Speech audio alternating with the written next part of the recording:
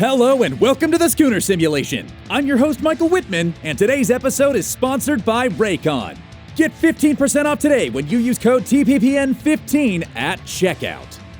It's time to find out who reigns supreme in the state of Oklahoma, and with both sides losing confidence in their teams, the Sim is here to grant us clarity. Today, we'll be analyzing Oklahoma State versus Oklahoma in college football revamped using the updated rosters courtesy of the Operation Sports Forum. Be sure to check the description for links to all our resources. Oklahoma State will be representing Shadow Pete this time around as the Sooners keep on their crimsons.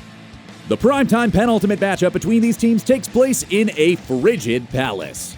The Schooner weather composite predicts that kickoff will have a temperature of 34 degrees and a 6-mile-an-hour wind. The Sooners, favored by 7, find themselves on defense first. Well, I'm certain we all have our doubts in how to counter Spencer Sanders. The first drive of the game ends in a pick 6 in favor of OU. While this wouldn't be the norm for the defense, the momentum from the first drive would have a substantial impact on the rest of the game. The D-line is powerful and slips into the backfield more often than not, putting pressure on passes and plugging up any room for Dominic Richards to make a run. OSU ends up adapting a quick pass strategy that our secondary is more than ready to pick up, and third down conversions see a season low. We do still have one weakness in this defense, and the deep ball is the worst thing we could have chosen. Sanders, being a quarterback of his caliber, is able to take advantage of any opportunity we give him to find a man downfield. The Poke's first 2 touchdowns come from passes going for over 50 yards.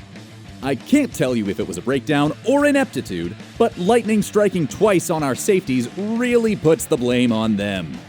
For a rivalry game, though, I'd expect nothing less, and the defense still kept the game respectable.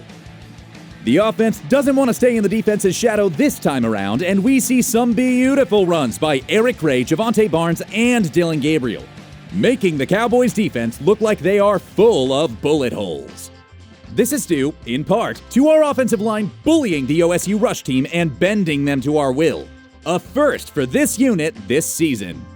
With all that time, Gabriel does end up attempting some passes down the field, but Mims still needs to figure out how to catch the ball if he's going to be wide receiver 1.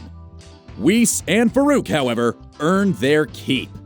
The good times can't last forever, though, and while the Sooners jump up to an early lead, the Cowboys finally find a way to attack the backfield and put Gabriel into panic mode.